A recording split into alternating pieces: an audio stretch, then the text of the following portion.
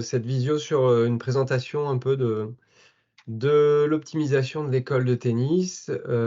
Avant toute chose, moi je vais me présenter. Donc je suis Nicolas Quentin, je travaille pour la Ligue de Bretagne de tennis et notamment coordonnateur sur la mise en place de l'optimisation de l'école de tennis. Et puis je vais laisser se présenter les deux personnes qui co-animeront cette présentation. Honneur aux dames, bien sûr, Anthony. Sylvie. Bonsoir à tous, je suis Sylvie Pasquier, je suis présidente du Tennis Club du Bois-Orcan dans le 35 et je suis là pour témoigner de la mise en place de cette modernisation de l'école de tennis puisqu'on le met déjà, on le fait déjà depuis septembre dans le club. Voilà, si vous avez des questions après les présentations de Nicolas ou Anthony, je serai là pour y répondre. Merci Merci. Sylvie. Anthony. Donc moi, Anthony Leclésio, donc moi je travaille pour la Ligue de Bretagne de tennis. Aujourd'hui, j'occupe la fonction de responsable formation. Donc là, je vous expliquerai après la présentation de Nicolas ce qu'on a mis en place en fait sur le territoire breton en termes de formation continue à destination des enseignants professionnels. Parfait. Donc cette visio, elle va se dérouler dans un premier temps. Donc je vais faire une présentation de l'optimisation de l'école de tennis avec plusieurs diapos, et puis on conclura par une petite vidéo aussi fédérale. Par la suite, il y aura un temps un peu d'échange, de questions-réponses avec vous. Pour que ce soit peut-être plus facile, vous pouvez utiliser donc la conversation, le chat. D'ailleurs, on va vous faire un petit peu travailler parce qu'on voit en fonction de chacun de quel club vous venez ou pas. Donc si vous pouvez juste dans le chat repréciser votre identité et quel club vous représentez, ce sera plus simple pour nous par la suite si on veut vous recontacter. Et puis, au gré de la présentation, n'hésitez pas à poser toutes vos questions. Comme ça, on essaiera d'y répondre par la suite, soit Sylvie, soit Anthony ou moi-même. Donc, en principe, vous devez voir mon document. Anthony, c'est bon? Ouais, ça fonctionne, Nico. Parfait. Super. Donc, sur cette optimisation d'école de tennis, en tout cas, c'est comme ça qu'on le prend en Bretagne, que ce soit l'équipe de technique ou l'équipe de développement. On pense que c'est un nouvel élan pour la vie associative de nos clubs. Et je vais essayer d'en faire la présentation pour voir l'organisation et puis les conséquences que ça peut avoir, les conséquences positives, bien sûr, de sa mise en place. L'optimisation de l'école de tennis, c'est quoi? Pour cadrer un petit peu cette dynamique, c'est une dynamique fédérale, puisque depuis 1 an, il y a un coordonnateur national qui a été nommé sur cette optimisation de l'école de tennis, qui est Walter Gouy. Vous l'avez peut-être déjà rencontré, il est venu plusieurs fois en Bretagne. Il y a une mise en place aussi dans chaque territoire, dans chaque ligue, un coordonnateur régional de chaque équipe technique et une transversalité aussi avec les équipes de développement. On verra la relation qu'il y a aussi avec l'équipe de développement, mais en tout cas, c'est juste pour vous situer que c'est une dynamique qui est lancée de manière nationale et conjointement avec toutes les équipes salariées entre guillemets de chaque ligue, puisque tant la partie technique que la partie développement va être concernée. On va s'adresser à quel club? Tout simplement tous les clubs, ou du moins tous les clubs qui proposent de l'enseignement et surtout de l'enseignement pour les plus jeunes. Alors je ne mets pas de limite d'âge, puisqu'il n'y a pas d'âge pour jouer soit blanc, soit violet, soit rouge, soit orange. J'espère que vous connaissez, que vous avez révisé avant de venir toutes les couleurs de la galaxie. mais en tout cas, ça concerne globalement les enfants de 3 à 11-12 ans pour certains ou certaines. Alors qui dit optimisation, ça veut dire qu'on va améliorer les choses, donc c'est pas non plus une révolution, mais on va optimiser notamment l'espace, que l'on dispose sur nos cours de tennis. En gros, on a 650 m² pour un terrain, traditionnel. Je ne parle pas des salles omnisports dans lesquelles, beaucoup d'écoles de tennis se font aussi, qui des fois ajoutent des mètres carrés. Donc voilà, pour comprendre un petit peu le principe, on a 650 m² d'espace, et quand on s'occupe des enfants de blanc, violet, rouge, là je donnais l'exemple des rouges où on les fait souvent jouer dans les carrés de service, on a 140 m² du coup qui sont utilisés, donc ça fait quand même un quart, et donc il reste 3/4 de la superficie du terrain qui est inoccupée, et le principe de cette optimisation d'école de tennis, c'est d'occuper cet espace afin de dynamiser les cours dispensés à ces enfants de ces âges-là. Optimisation, c'est aussi un meilleur apprentissage pour les enfants. Dans la vidéo tout à l'heure avec Walter, il le rappelle, alors j'ai même pas le chiffre en tête, mais sur les 3 premières années de pratique pour les enfants de ces âges-là, la moitié des enfants abandonnent le tennis. Donc je ne sais pas si on peut se satisfaire de ce chiffre. D'un autre côté, on est dans nos écoles de tennis, dans beaucoup de clubs, remplis à 100%. Donc ça veut dire aussi qu'on est un sport attractif, mais en tout cas, on a une petite difficulté quand même à fidéliser nos enfants dans leurs premières années de pratique, et notamment dans les plus jeunes âges. Donc on optimise l'apprentissage. Donc on va le voir sur la présentation de ce concept. Augmenter le nombre de frappes par enfant. Donc plus on frappe dans la balle, plus ils vont prendre d'infos sur ce que doit être un coup, l'exécution d'un coup. Donc au fur et à mesure, ils progressent. Une individualisation un petit peu plus précise aussi. Donc on va voir sur le concept, et une pédagogie un peu plus adaptée, notamment à la pratique des débutants. Le concept un petit peu fédéral, il va y avoir ce concept de plateau multicouleur. Donc je vais essayer de vous présenter l'organisation générale, et puis les aspects positifs que peuvent amener l'organisation de ces plateaux multicouleurs. Donc dans mon exemple, je sais que je pense pas qu'il y ait un club en Bretagne qui soit organisé de manière aussi précise, avec 6 enfants blancs à 9 h, 6 enfants violets à 10 h et 6 enfants rouges à 11 h, mais pour la démonstration, c'est plus facile à comprendre.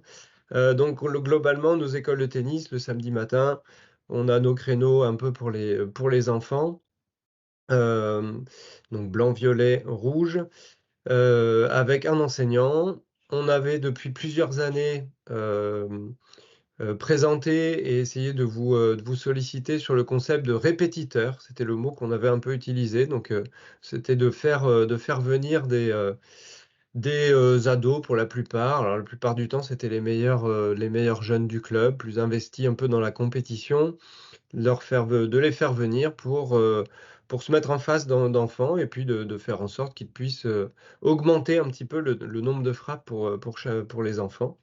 Donc globalement, je pars de ce principe d'organisation, et le principe de ce plateau multicouleur, en fait, on va regrouper ces 18 enfants. Alors 18 enfants, c'est un chiffre théorique, il peut même être gonflé.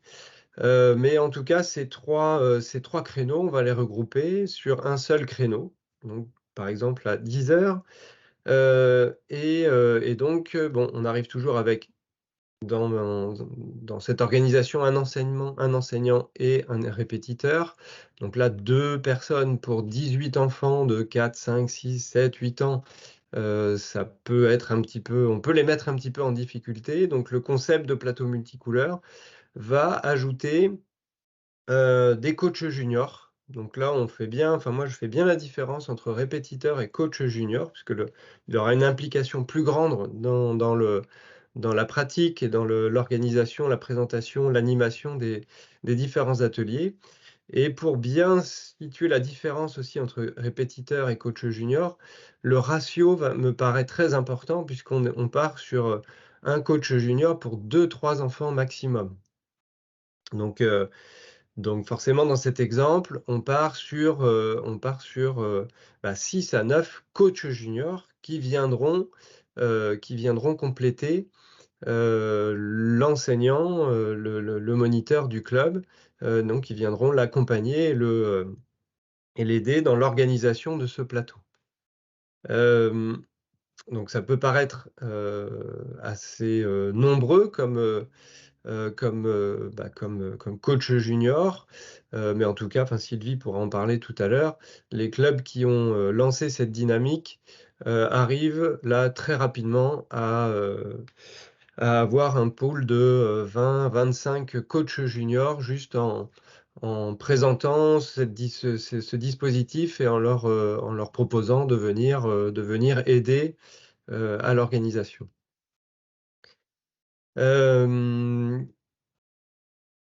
Qu'est-ce que ça va provoquer sur l'organisation de ce plateau, de passer de 6 enfants à 18 enfants. Donc ça peut être un écueil qui peut être proposé, enfin, ou du moins évoqué avec certains parents qui trouvent peut-être une moins bonne individualisation, ou du moins un rapport moindre avec le moniteur.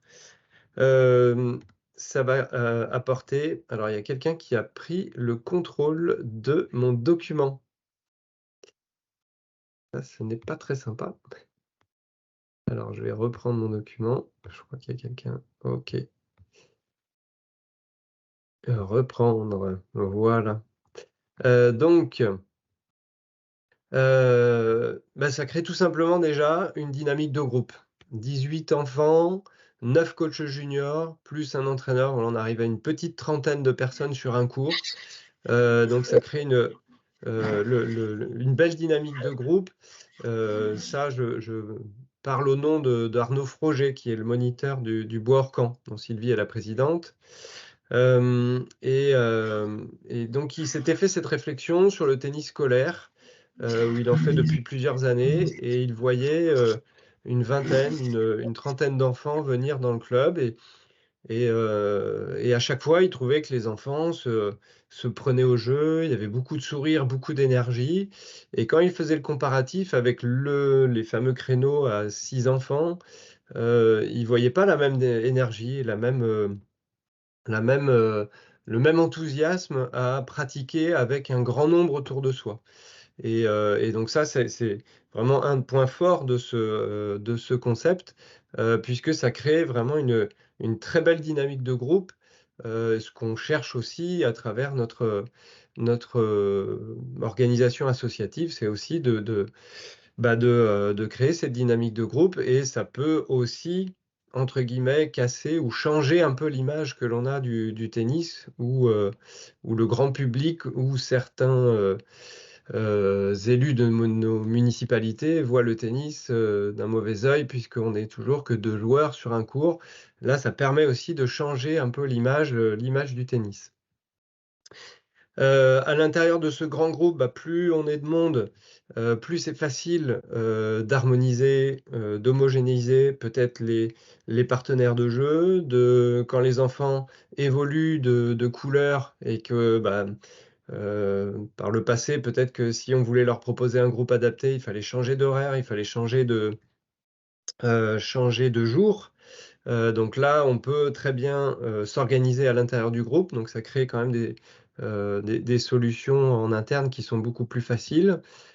Ça crée aussi, entre les coachs juniors, les enfants, ça fait beaucoup de monde qui vient au même moment, donc peut-être problématiques de transport qui se facilitent, notamment des grands frères, grandes sœurs, petits frères, petites sœurs, les copains, etc. Ça peut être des copains aussi enfin des groupes de copains qui peuvent continuer à jouer peut-être un peu ensemble ou être ensemble, même s'ils n'ont pas des niveaux, enfin s'ils ont des niveaux différents. Donc il y a tout ça qui amène une certaine simplicité, une certaine facilité d'organisation. On est dans les premières années de pratique des enfants. En règle générale, les parents sont impliqués, tout du moins au début de la saison.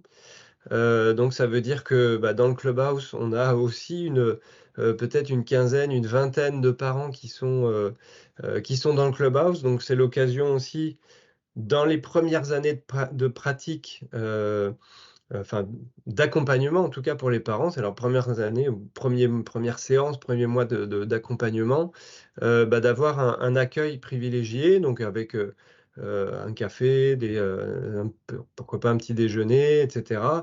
Et au gré de l'année, ça peut être aussi des rendez-vous qui peuvent être organisés avec les parents pour leur communiquer toutes les infos du club, les animations, donner les informations sur la galaxie, sur les couleurs, donc ça, ce sont des informations qui sont très importantes à donner.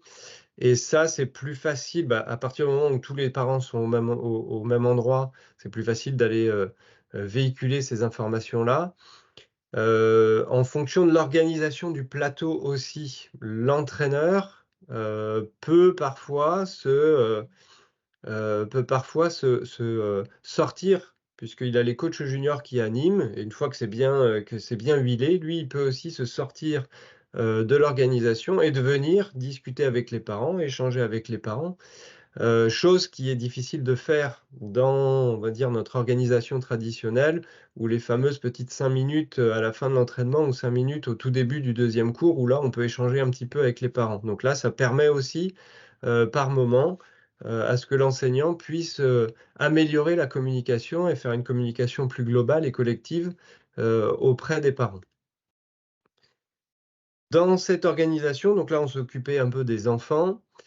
Si on s'occupe des coachs juniors. Donc les coachs juniors, va falloir se poser la question du recrutement de ces coachs juniors. Recrutement qui va être essentiellement, donc là c'est Walter Gouy, qui est le référent national. Lui, ça fait 20 ans qu'il le fait, qu'il l'a organisé, amélioré, approfondi dans son club du Val d'Oise à Aubonne. Et donc il insiste, enfin en tout cas il insiste là-dessus puisqu'il l'a expérimenté. Donc le recrutement se fait beaucoup autour des passionnés de tennis et pas forcément, j'en parlais tout à l'heure, des répétiteurs à qui on proposait peut-être souvent ceux qui jouaient le mieux et qui faisaient un peu de compète, qui étaient les meilleurs classés du club. Là, c'est vraiment d'essayer un recrutement des passionnés. Alors les passionnés, souvent ce sont les moniteurs qui les connaissent, ceux qui discutent tout le temps avec les moniteurs, ceux qui connaissent le tennis, ceux qui sont habillés de la tête aux pieds tennis, enfin voilà. Donc il y a un recrutement qui est à faire, Sylvie pourra l'évoquer peut-être avec comment ils ont procédé au Bois-Orcan. Donc soit c'est un recrutement complètement ouvert ou alors un peu ciblé déjà ou prédéfini par l'équipe d'enseignants ou le moniteur. C'est un concept de coach junior qui convient énormément à nos jeunes filles. Les filles, alors je vais mesurer mes propos, mais en tout cas, il y a loin de moi toute idée de misogynie. Les filles ont besoin de relations sociales, c'est prouvé scientifiquement, et de les mettre en situation de grande sœur, entre guillemets, de coach junior, les renforce dans ce lien et dans ce besoin, et cela convient énormément aux jeunes filles. Demain matin, je sais qu'il y a Jean-Bernard Chéreau qui témoignera, lui, dans son club de Romillet, où il a, depuis plusieurs années, fait un petit peu ce concept-là. Et le samedi matin, je crois qu'il a une trentaine d'enfants sur un plateau multicouleur avec 2 terrains. Déjà, en tant que joueuse, il a plus de 50% de joueuses sur les 30 enfants, parce que je crois qu'il en est à 17. Et dans son équipe de coach junior, il est aussi à plus de jeunes filles qui encadrent que de jeunes garçons. Donc c'est vraiment un concept qui est très porteur sur nos jeunes filles. Et derrière, on peut aller un petit peu plus loin avec elles, soit dans l'enseignement ou après dans l'accompagnement aussi de leur activité tennis. Puisqu'on arrive à créer des groupes et des groupes de copines. Les coachs juniors, à quel âge, à partir de quel âge? Alors je sais que Jean-Marc Lerin, qui est du tennis club de Pleuhermel, qui lui aussi, au club de Pleuhermel, ils l'ont mis en place. Ces plus jeunes coachs juniors ont 8 ans. Et puis ça peut aller, on parle de junior au sens débutant peut-être dans l'enseignement, mais on peut aller à des actifs, à des retraités qui peuvent tout aussi bien venir donner un coup de main sur ces plateaux-là. Ça peut être aussi les parents, pourquoi pas. Enfin, voilà, il faut pas se fixer de limite. Après, la plupart du temps, c'est quand même le plus gros, l'essentiel des coachs juniors vont plutôt être des enfants, des adolescents, mais en tout cas, ça se met en place, et Walter à Aubonne avait le même un peu panel de coachs juniors. Il commençait à partir de 8 ans environ. Alors bien sûr, il y aura toute une problématique de formation de ces coachs juniors, puisqu'il va falloir les former à encadrer un atelier qu'ils vont animer, et aussi à pouvoir conseiller, faire des feedbacks aux enfants dont ils auront la charge sur l'atelier. Donc il y aura tout cet aspect de formation qui va être très important à prendre en compte. Ces coachs juniors-là, eh bien, il faut qu'on leur donne ce sentiment d'appartenance à une équipe. Donc à prévoir des regroupements de coachs juniors. Ça peut être des soirées pizza, ça peut être les t-shirts ou les suites avec le petit flocage derrière, coach junior, tennis club du Bois-Orcan par exemple. Enfin, voilà, tout ça, on sait que ça c'est très très important pour eux et c'est très valorisant pour eux. Et globalement, enfin aussi, tous ceux qui ont mis ça en place, il y a une grande reconnaissance des parents des coachs juniors, puisqu'on leur propose la responsabilité d'encadrer des jeunes enfants. Et quand on a 8 ans, 10 ans, 12 ans, 14 ans, 16 ans, s'adresser à un public, même s'il est petit, ça leur permet d'avoir des responsabilités qui vont les faire grandir aussi en tant que personne. Et bien sûr, par la suite, ça peut être aussi le point de départ d'une carrière ou non d'enseignant dans l'enseignement, puisque puis, après, ils pourront participer aux formations d'initiateurs, de CQP, éducateurs de tennis ou moniteurs.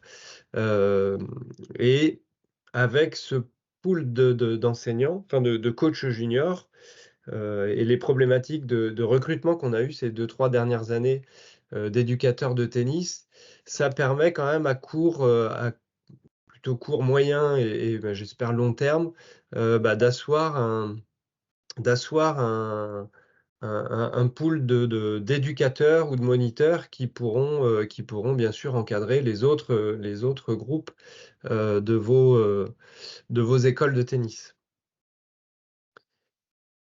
Si on se regarde un petit peu l'activité de l'enseignant, donc pour l'enseignant, ça va être un changement puisqu'il va être plutôt un chef d'orchestre de tous ces coachs juniors.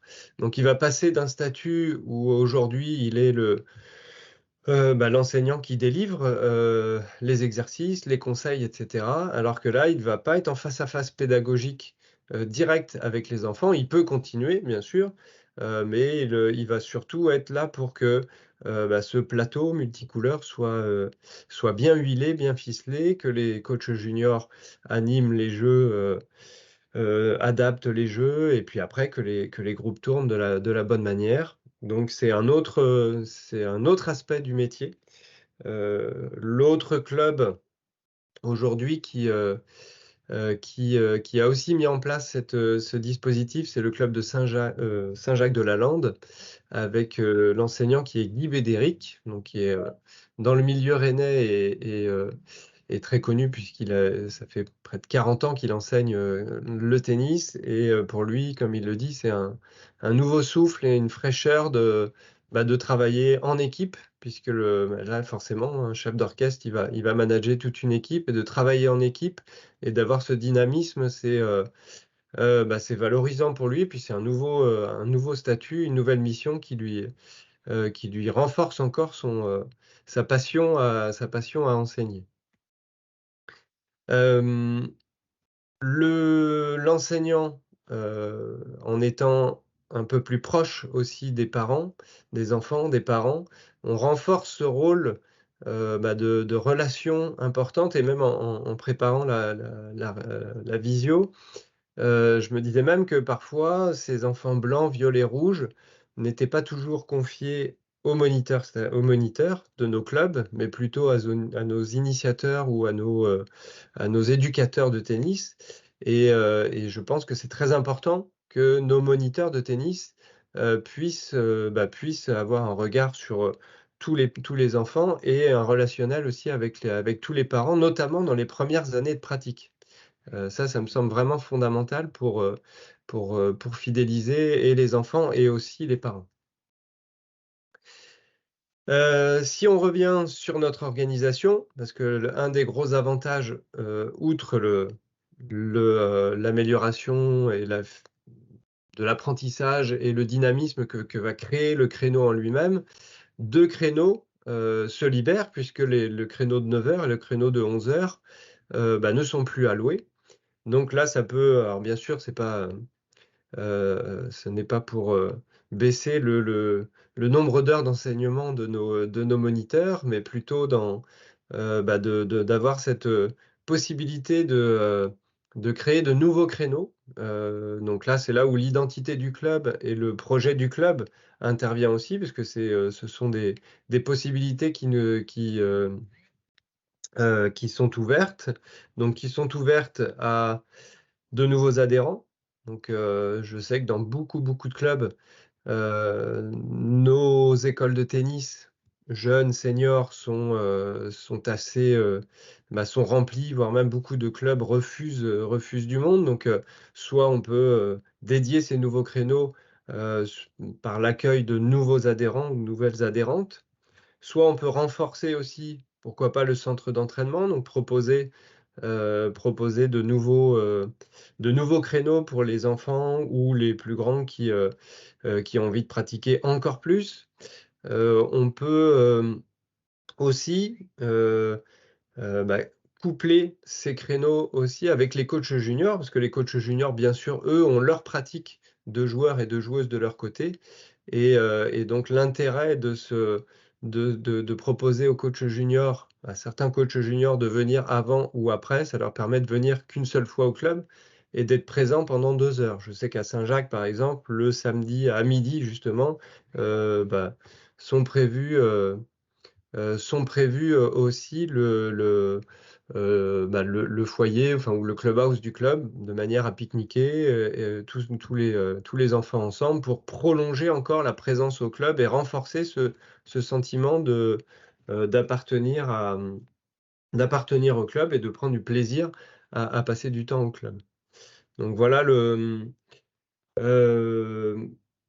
ce dispositif, pardon, est aussi organisable avec les oranges, avec les verts. Là, si on rentre un petit peu dans le détail, ça va dépendre aussi du nombre de terrains, nombre de courts que vous avez, et aussi la superficie de murs que vous disposez au niveau de votre club, puisque la pratique du mur va être vraiment complètement remise un peu au goût du jour, et va permettre d'accueillir plus d'enfants.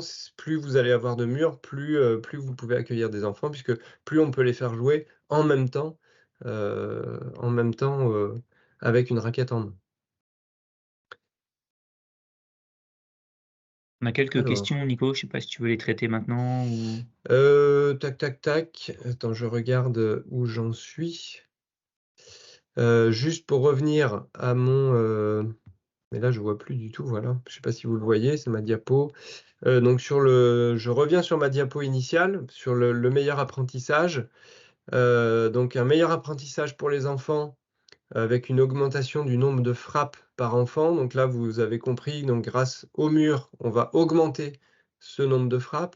Les coachs juniors, puisque quand ils vont animer les ateliers, ils vont aussi se mettre en face des enfants. Donc c'est pour ça qu'un coach junior pour 2 enfants, ça va permettre des petites rotations et donc du coup augmenter aussi le nombre de frappes par enfant. Donc des progrès importants et rapides des enfants.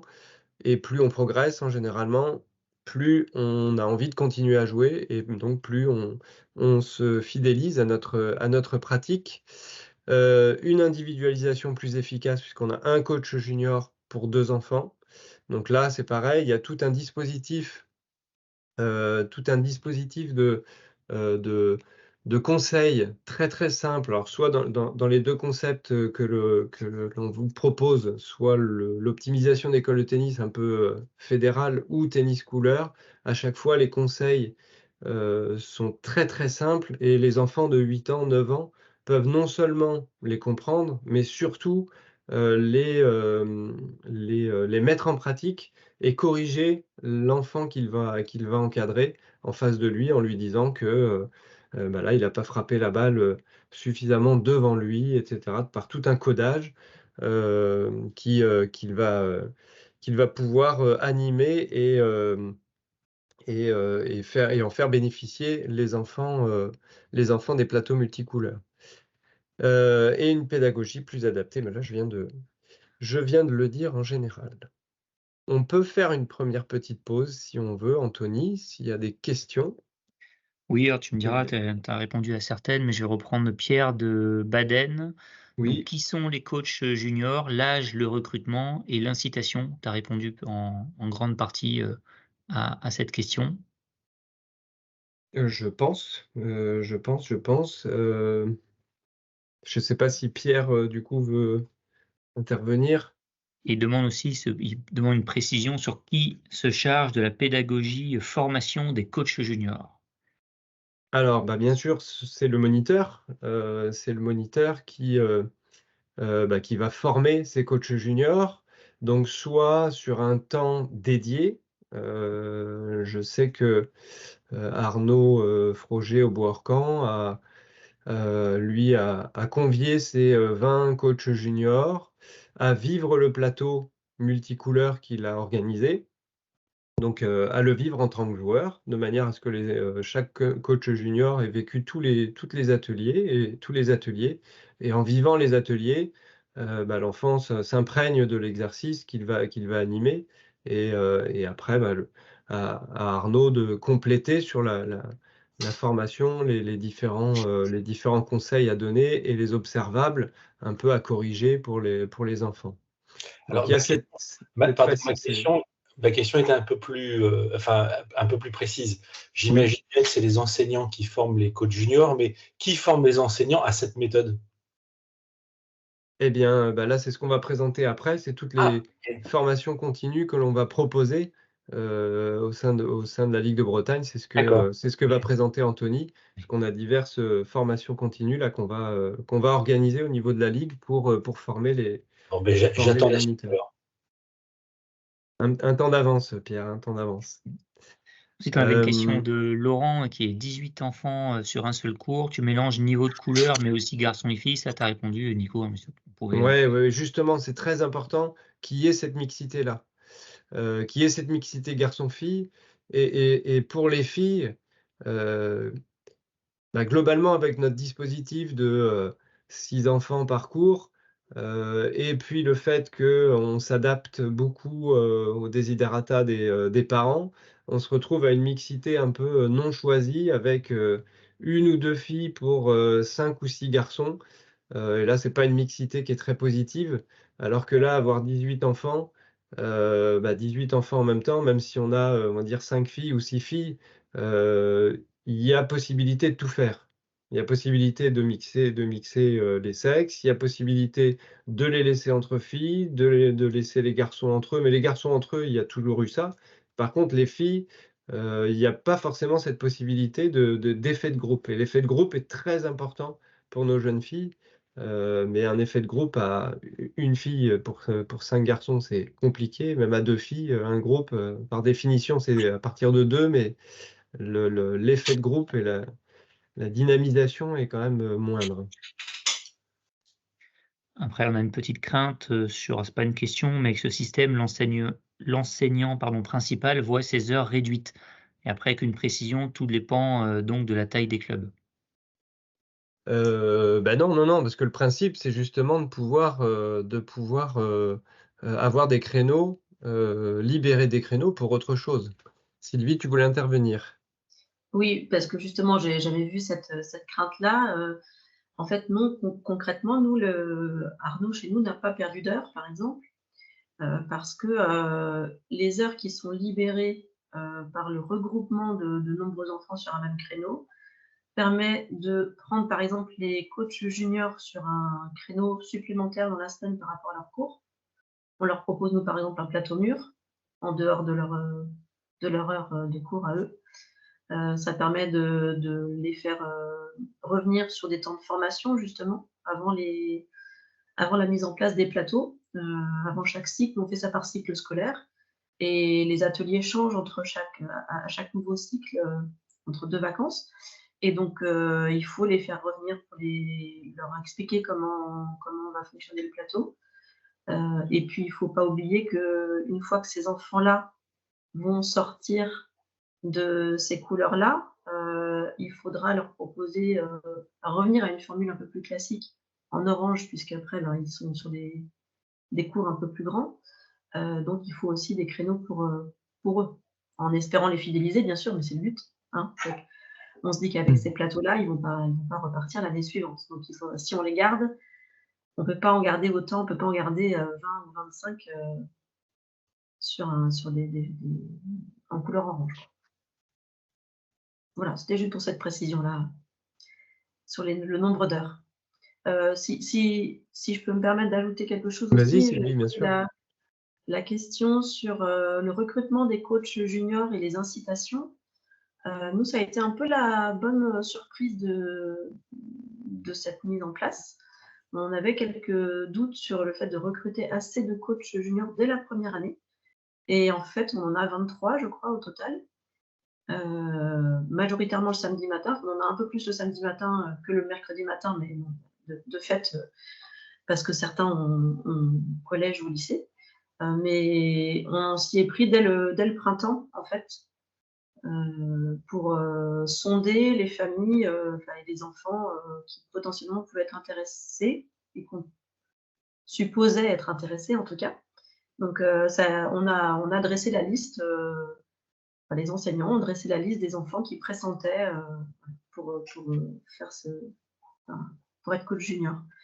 Et en fait, on se rend compte qu'ils ont en grande majorité répondu présent parce qu'ils sont hyper contents d'avoir cette responsabilité-là et de jouer un vrai rôle auprès des autres. Et nos enfants coach, là, ils vont de 8 à 17 ans.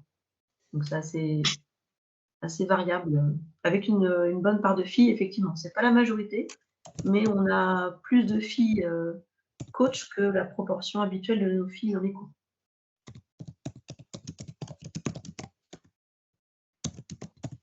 On leur a offert une tenue aussi, je précise. C'est à la marge, c'est pas du tout ce qui les a fait venir, mais ils sont très contents. Juste avant Noël, on leur a offert un t-shirt et un sweatshirt à chacun, avec dans le dos marqué coach, pour qu'ils soient bien identifiés aussi sur le terrain. Ça permet aux enfants qui sont en cours de les identifier, aux parents aussi. Donc ça a plusieurs vertus, si je peux dire ça comme ça.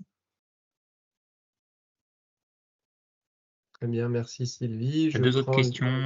Nico, Ouais. c'est rapide. Est-ce que l'application de la méthode en balle verte permet de gagner également des créneaux? Alors pour l'instant, la méthode en balle verte, elle est, comme on est sur une optimisation de l'espace, forcément en balle verte, quand on fait jouer les enfants sur le 24 mètres, il y a un peu plus d'espace qui est utilisé. Donc c'est un peu plus délicat d'aller mettre cette application en balle verte. Ce qu'on a pu trouver, et là c'est Jean-Marc Lerin qui l'expérimente sur Plohermel, puisque lui il arrive à créer un plateau sur 3 cours avec des balles, je crois orange-vert, un peu jaune, mais il a un cours un peu dédié avec toute une grande surface de mur, où là du coup il alterne des situations sur 2 cours un peu classiques et sur un cours avec beaucoup de frappes au mur. Donc là, ça dépend, c'est pour ça que je disais que ça dépend, les oranges et les verts, ça va dépendre aussi de la surface de mur dont vous disposez, parce que forcément, sur 36 mètres de mur, vous pouvez mettre facilement une douzaine d'enfants à pratiquer en même temps. Donc sur 3 terrains, ça permet aussi d'avoir, si on met 4 enfants sur chaque terrain, on peut faire un plateau à 20 joueurs, je pense, mais là, il faut 3 cours.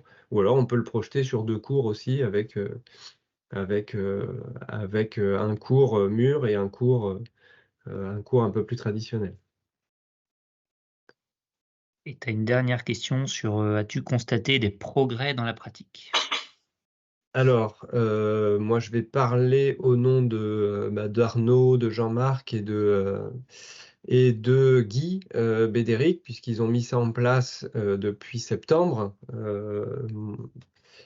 Ils ont tous les 3 constaté des progrès, notamment chez les enfants de couleur blanc et surtout violette, ils ont vu des progrès très rapides et les enfants arrivent assez rapidement, enfin, voilà, en quelques séances à passer directement en rouge.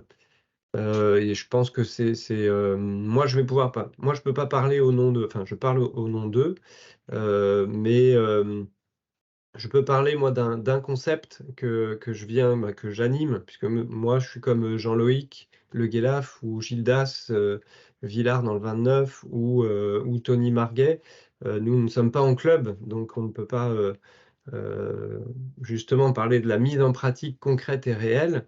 Par contre, depuis cette année, j'ai organisé, donc c'est un autre,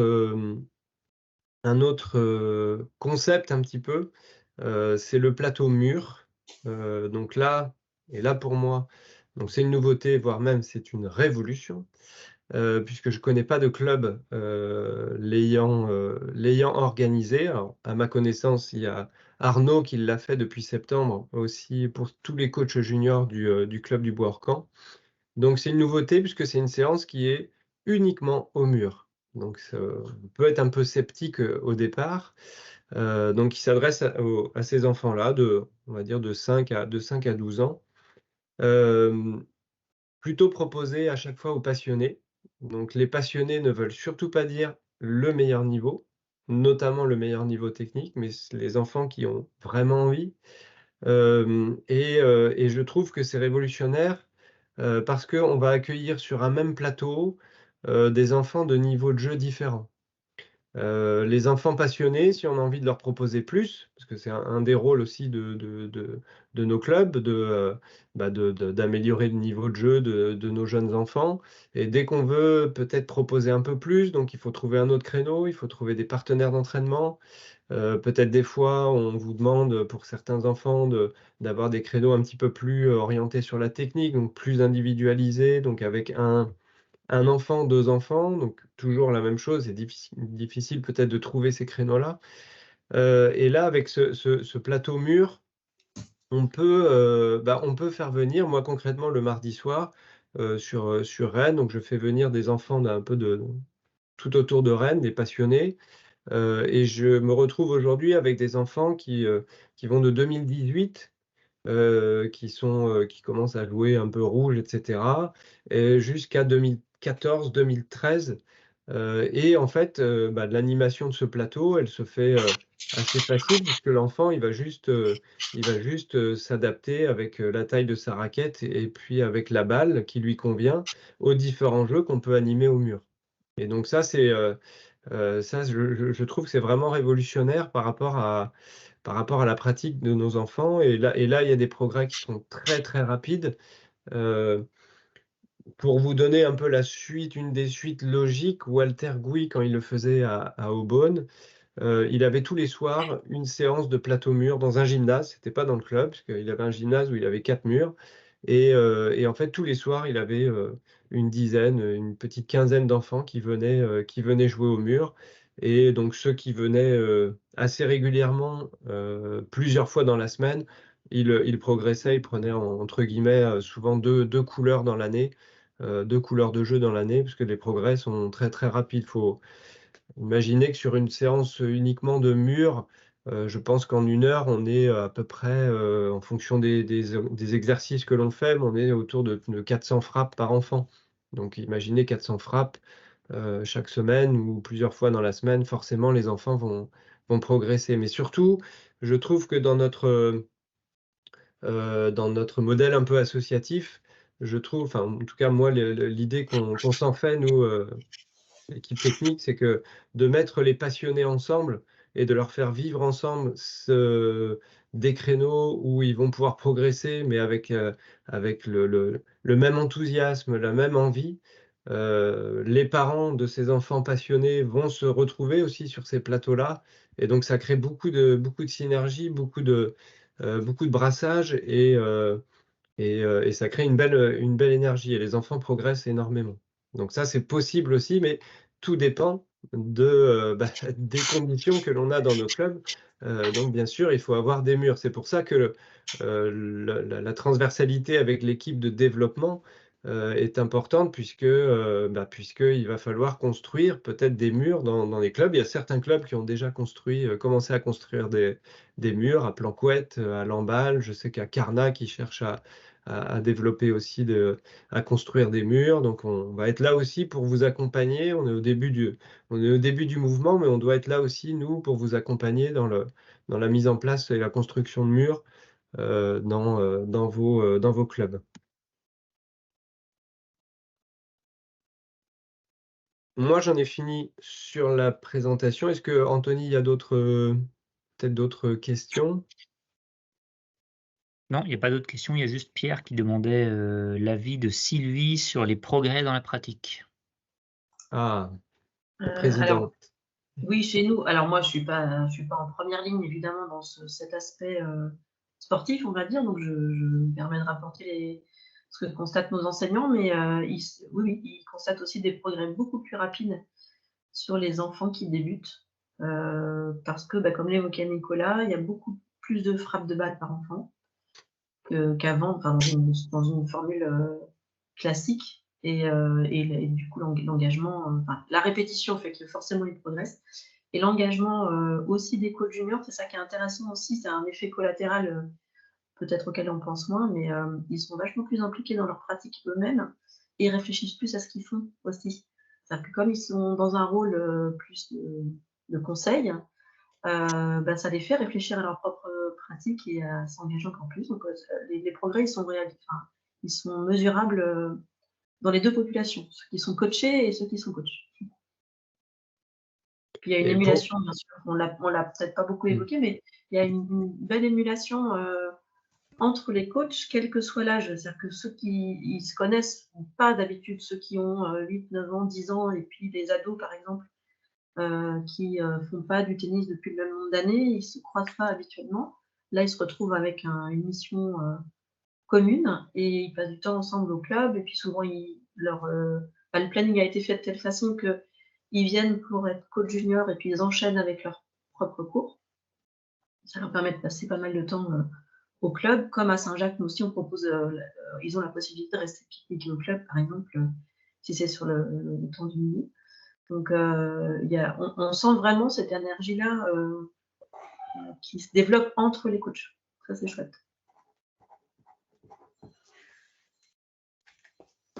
Juste peut-être pour compléter la mise en place de plateaux murs. Pendant le plateau mur, donc les enfants pratiquent, mais vivent les jeux, la plupart des jeux qu'ils vont animer aussi sur les plateaux multicouleurs. Avec les secrets, ça c'est le concept tennis couleur, ou le codage technique, mais directement sur eux en tant que joueurs, mais ce sera le même codage qu'ils vont devoir, qu'ils vont appliquer avec les enfants qu'ils vont coacher. Donc le fait d'organiser ces plateaux mûrs, forme en même temps les enfants, les coachs juniors. Est-ce que vous avez d'autres, questions? Peut-être surtout pour Sylvie, dans la mise en pratique? Peut-être, je sais que souvent on a des questions sur les missions des enseignants, des moniteurs, sur je sais pas, sur le temps hors terrain du coup, parce qu'il y a pas mal de préparation de ces plateaux multicouleurs. Si quelqu'un veut, prendre la main, vous pouvez lever la main tout en haut de votre Teams. S'il n'y a pas de questions, il y a une question. Serge. Ton micro, Serge. Faut que je mette mon micro. Voilà, ça va bien. Alors moi, j'avais deux remarques. Je suis d'accord dans l'idée des progrès en dehors des séances. C'est vrai qu'on a toujours vu, on va dire dans l'enseignement classique, que les adultes ou les enfants qui pratiquaient en dehors, on les voyait décoller sur un trimestre. On était capable de dire au bout d'un trimestre quels étaient les enfants ou les adultes qui pratiquaient en dehors de leur séance. Ça, c'est indéniable. Donc là, comme les répétitions sont augmentées, automatiquement, il y aura progrès. Deuxième remarque, ça concerne l'organisation des écoles de tennis qui, moi j'ai fait 15 ans en club et 25 ans à la ligue. J'ai vu beaucoup de clubs et à chaque fois j'étais surpris de voir que au tennis, quand on s'inscrit souvent pour des horaires. C'est-à-dire que jusqu'à présent, quand on prenait les inscriptions dans les clubs de tennis, les gens inscrivaient leurs gosses pour le samedi de 10 à 11. Et puis voilà, c'était ça qui était prioritaire. Parce que la plupart du temps, ils avaient tennis, judo, solfège, violon et puis l'équitation. Donc, il fallait tout caser. Et du coup, on se retrouvait avec des groupes qui étaient souvent pas homogènes. Et j'ai toujours été surpris qu'on n'ait pas plus de défection dans les écoles de tennis. C'est vrai que pendant longtemps, on était à près de 50% des gosses d'école de tennis qui ne reprenaient pas l'année d'après. Et ça, moi, ça ne m'étonnait pas. Quand vous faites vous inscrivez au foot ou à la guitare, on ne vous dit pas vous prenez l'horaire que vous voulez. On vous dit les débutants, c'est tel jour à telle heure. Vous ne prenez pas, tant pis, au revoir. Ce sera autre chose. Vous allez à la guitare, les débutants, c'est tel jour à telle heure. Les perfectionnements, c'est tel jour à telle heure. Et ainsi de suite. Donc, ceci pour dire que ce qui est important, à un moment donné, c'est le niveau qui doit être pris en compte et pas forcément l'âge. Il y a encore beaucoup d'écoles de tennis où, je ne sais pas, comme tu disais, les 2018, 2017, 2016, c'est tel jour à telle heure, sans tenir compte forcément de leur niveau. Donc, je pense qu'à un moment donné, il va falloir partir sur ce niveau. Et puis là, c'est vrai qu'en mettant ensemble les blancs, les rouges et puis les violets, ça résout aussi un petit peu ce problème. Et on peut espérer un peu plus de fidélisation automatiquement. Voilà, merci beaucoup. Merci Serge, mais c'est sûr que c'est quelque chose qui revient très souvent sur est-ce que le tennis, on doit s'adapter aux horaires de nos pratiquants, ou est-ce qu'on fait aussi comme tous les sports co, les U8 au foot, c'est le samedi matin de 9 à 10, et puis voilà, donc après à nous de raisonner en termes de niveau, mais en tout cas, le fait d'accueillir plus d'enfants sur le même créneau, ça permet de régler un peu ces deux problèmes. Mais par contre, on va peut-être bloquer le créneau en amont, c'est-à-dire que sur les forums ou les réinscriptions, etc., les créneaux blanc, violet, rouge, il y en a un, deux, peut-être le mercredi matin, le samedi matin, ou le mercredi après-midi et le samedi matin, et puis vous pouvez pas. Donc c'est toujours cette cette question à se dire est-ce qu'on va être gagnant à changer un peu nos formules ou non, sachant que quand on voit le turnover qu'il y a dans nos écoles de tennis et le fait que nos écoles de tennis dans ces âges-là ne baissent pas, ça veut dire qu'on a quand même, on a toujours cette attractivité. Mais on sait bien qu'en ayant simplement 10% de fidélisation en plus tous les ans, eh bien, au bout de quelques années, on a fidélisé beaucoup plus de joueurs à chaque fois. Thibaut, tu avais levé la main aussi.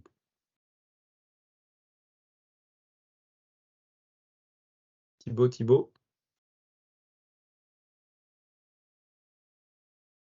On a 2 autres questions après, sinon, Nicolas, dans le chat. Une Oui. question de Nico. Est-ce qu'on ne sort pas du concept de la galaxie en faisant disparaître les terrains? Et quid de l'aspect tactique qui était l'essence de la galaxie, difficilement transposable au mur? Pour l'interrogation. Alors, est-ce qu'on ne sort pas du concept de la galaxie en faisant disparaître les terrains? Mais les terrains ne disparaissent pas, puisque dans les ateliers que l'on organise, il va y avoir des ateliers match notamment, dans les 2 concepts, le match va être au cœur des séances, puisqu'il y aura, alors c'est le concept tennis couleur avec Olivier Le Thor, lui il organise un tournoi à chaque séance, donc les enfants font des matchs à chaque séance. Souvent, à partir du moment où ils sont même en autonomie, ils vont aller faire leur tournoi et leur match en autonomie. Les matchs, ce qui est assez étonnant aussi, on peut faire des matchs au mur. Le mur, c'est pas qu'une répétition technique. Il y a beaucoup de situations au mur où on peut les mettre en match et des situations tactiques. Donc là encore, l'aspect tactique, on peut très bien le développer grâce à la pratique du mur. Et puis après, le plateau multicouleur rentre dans un programme complet aussi de formation de l'école de tennis.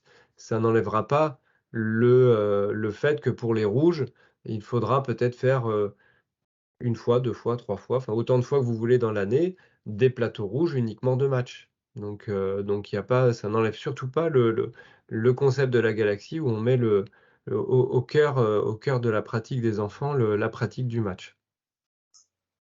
J'ajoute une petite précision, nous, dans notre organisation à ce sujet. On propose en plus des cours hebdomadaires, des plateaux de match le samedi après-midi et on tourne par couleur pour proposer au moins 1 fois par cycle, de vacances, par couleur ou tranche d'âge, un plateau de match à tous les enfants. Merci Sylvie pour cette précision. Nico, tu as soit Thibaut, soit Marc Carrientuil aussi qui souhaite poser une question. Thibaut, 2e fois, 2e annonce. Le petit Thibaut est attendu. Non, il n'est toujours pas là. Marc. Donc Marc Carrientuil du Tennis Club Plouézec. Moi j'ai une question sur la construction de murs justement, parce que ça fait 4-5 ans qu'on tanne la mur.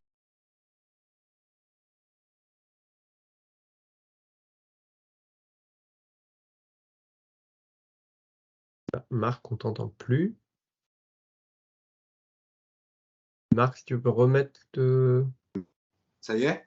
Ah, ça y est, Oui, c'est revenu. Marc, c'est bon là. Ouais. Ok. Oui, donc je disais que ça fait 4-5 ans qu'on essaie d'avoir un mur d'entraînement de tennis, parce qu'on n'a qu'un seul spécifique intérieur. Et donc, je suis tout à fait conscient que ça augmenterait les capacités au niveau de l'école de tennis et que les jeunes viendraient d'eux-mêmes taper la balle. Mais je voulais 2 précisions. La première, c'est, j'imagine que vous envisagez ces murs intérieurs et non pas extérieurs, du coup, pour la pratique dont vous faites la promotion là. Et puis deuxièmement, est-ce qu'il y a des subventions pour aider justement à la construction de ces murs venant de la FFT? Voilà. Alors, première réponse, moi je dirais les 2. et aussi bien à l'extérieur qu'à l'intérieur. Mais oui, pour les séances plateau, plutôt à l'intérieur, de manière à avoir une proximité de tous les ateliers. Donc là, il y a plein de possibilités. En tout cas, on a vu des clubs enfin, peut-être que les clubs du Val d'Oise ont un temps d'avance par rapport à nous, puisque ça fait plusieurs années qu'ils ont été formés à ça. Donc on a vu des clubs qui ont soit monté des murs complètement en parpaing, ou alors ce qui se fait le plus, mais là on est en train de construire un peu tous les dossiers, et puis notre revue un petit peu de clubs qui ont construit des murs, mais c'est plutôt des panneaux de bois qui viennent apposer entre les poutres ou contre les tôles. Et donc là, c'est plus ça qui est mis. Je sais qu'il y a plein de systèmes qui sont maintenant à l'étude de filets tirés. Alors, je ne sais pas si vous avez des pêcheurs dans vos clubs qui peuvent peut-être nous aider là-dessus, mais il y a ce concept un peu là de filets tirés. Donc voilà, au fur et à mesure, on va prendre connaissance un peu de toutes les bonnes idées, puis on ne sera pas sans les partager et sans répondre aux faisabilités qu'il y a aussi en fonction des terrains. Et puis sur les subventions, on est en train de mettre ça aussi en pratique. Je sais que le club de Lamballe qui a construit 2 murs, enfin, on va dire une vingtaine, je crois que c'est 16 mètres de murs en agglo, qui a été fait par la mairie. Il y a eu une subvention du comité des Côtes d'Armor. Je sais que l'équipe de développement est aussi là pour prendre en compte ça et essayer de constituer aussi une enveloppe pour aider les clubs à construire ces murs. Donc il n'y a pas aujourd'hui un budget alloué à la construction de murs, mais en tout cas, l'idée, elle a bien germé auprès de tout le monde, auprès des dirigeants, pour tant au niveau des comités, des ligues et de la Fédé, pour accompagner la construction de murs. En tout cas, voilà, c'est parti. C'est pas encore envisagé, mais c'est parti et je sais que ce sera accompagné.